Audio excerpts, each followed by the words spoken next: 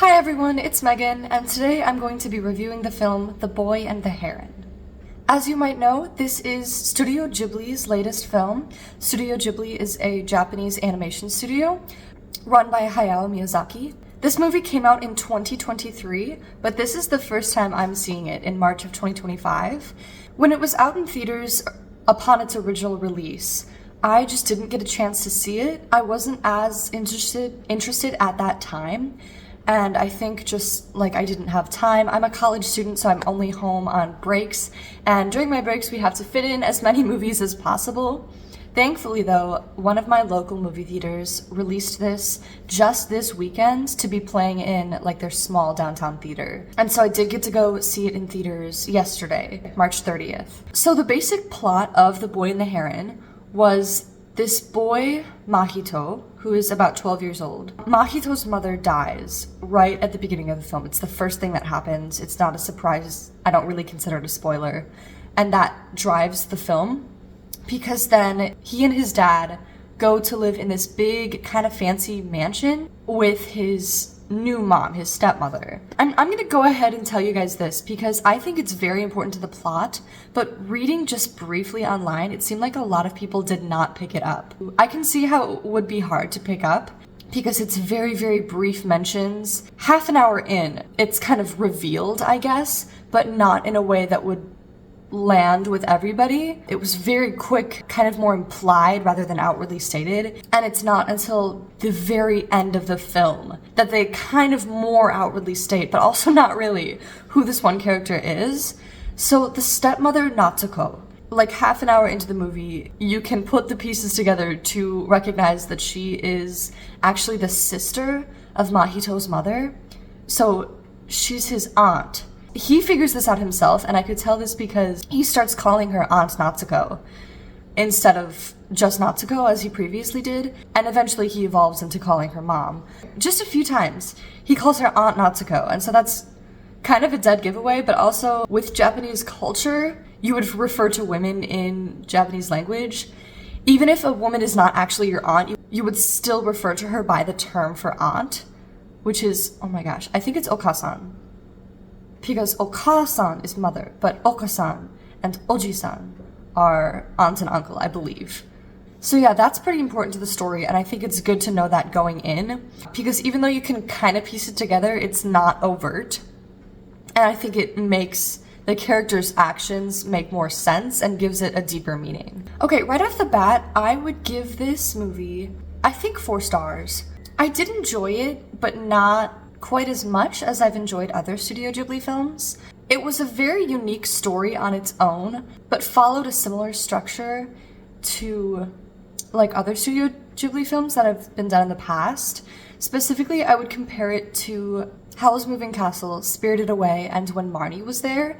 There are certain elements from each of those films that you can see pretty clearly in this one. However, it still felt like its own story, its own unique tale that did not interweave at all with the other movies. I think it's funny that I say that it is similar in structure to those other movies though, because the first thing I want to address is how different Western versus Eastern storytelling is, especially in filmography. In Western films, we're very used to seeing like a 3-act structure where there's a definitive resolution at the end. And in Eastern storytelling, the narrative is often a lot more abstract. And the lessons that you're supposed to get from this movie, or like the point of the movie, is, I guess, harder to find. I study Japanese language and culture. There were tie-ins to Buddhist religion that I have studied that other people might not have studied that helped me understand some of the messages. Like there was a big focus on the cycle of reincarnation and like death and life, which is very important in Buddhist culture, but that Americans might not understand, and even some Europeans or other countries might not understand.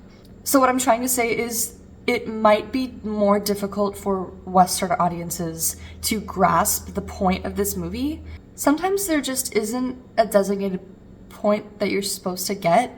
The messages are very underlying throughout the movie. It's not shouting in your face. It's not gonna give you the answers like some Western films do. It's really something you have to think about for a while after you see the movie. That goes for most, if not all, Eastern films, and especially The Boy and the Heron. In my opinion, there's always kind of a turning point or a revelation in Studio Ghibli films for the main character, and this one was more subtle compared to the past films. Often in Studio Ghibli films, the main character is presented with a choice at the end of the film, and you see that very clearly in this film, but the actual, what I would say is the revelation, does not occur there, and or there are actually multiple revelations kind of packed in to the end of this story, and that goes along with the fact that I think there are multiple messages and multiple meanings and interpretations to draw out of this story.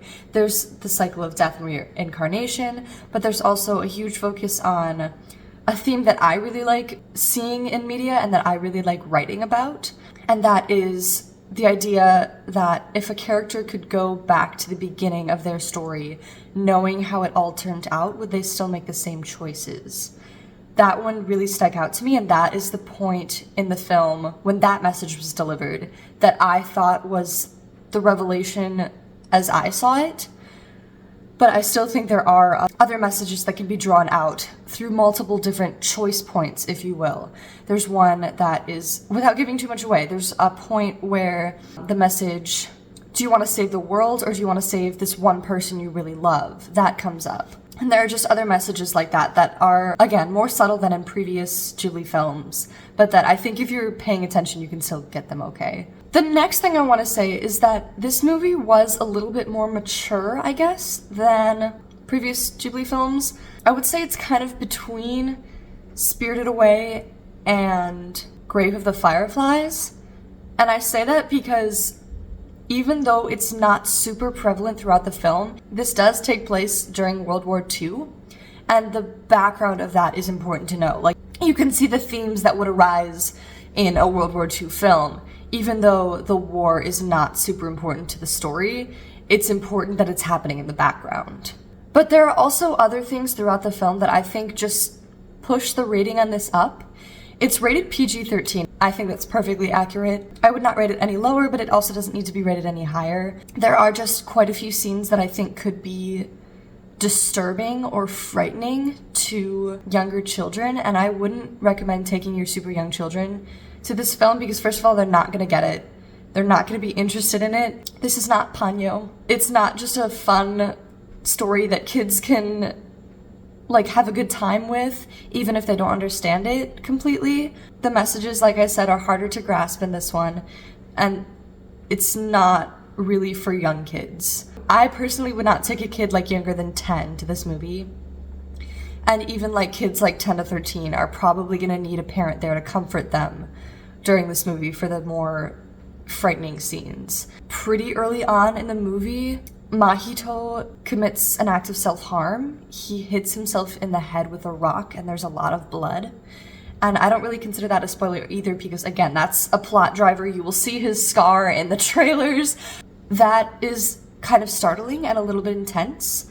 After that is when the magic, I guess, starts to happen. That's when the magical world, which is usually present in Studio Ghibli films, starts to blend with the real world. And even though, with previous Ghibli knowledge, you can rationally assume that the magic stuff is actually happening, for a second, even I was like, is he just hallucinating this because he hit himself in the head? And he was unconscious for a few days and everything. So yeah, that was a little bit intense. And then just there are moments throughout the film where various animals try to kill and eat him. There are these really buff giant parakeets who are marching around with pitchforks and knives and actively try to kill and eat him multiple times. So that's a little bit frightening. There's a point where an animal dies kind of gruesomely, and it's kind of implied that other animals are also dying in the same way, but that scene was kind of intense. And I guess the other thing is, before you realize who the heron actually is, the heron that appears in the title, The Boy and the Heron, is quite disturbing. I was a little freaked out. It's this normal heron that is basically stalking Mahito, and he's trying to kill it in return because it's freaking him out. So they're basically going after each other for the first half an hour of the movie, 45 minutes even. One of the first things that happens with the heron is it starts quoting nightmares Mahito keeps having of his mother's death. That's another thing, is the nightmares Mahito has at the beginning of the film are quite, I guess they're quick, but they're also frightening because his mother died in a fire. It doesn't really hold back on that.